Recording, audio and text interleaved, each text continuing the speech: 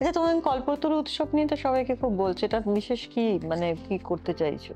এটা দিদি, এটা খুব ভালো কথা বলেছো। এটা আমাদের একটা আলাদা মানে ভাইব। এটা প্রতি বছর আমরা কল্পতরু উৎসব পালন করি। রামকৃষ্ণ দেবের উৎসব হ্যাঁ, তো। রামকৃষ্ণ মানে শ্রী ঠাকুর রামকৃষ্ণকে নিয়ে তো আমি চলি।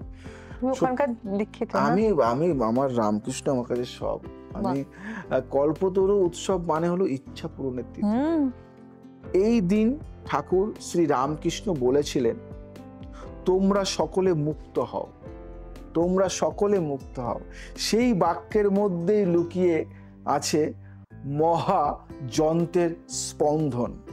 আমি প্রতি বছর এই দিনে মানুষের ইচ্ছা পূরণের এক বিশেষ ইচ্ছা পূরণ যজ্ঞ করি। এখানে জ্যোতিষ, যোগ ও তন্ত্র তিনের মিলন ঘটে।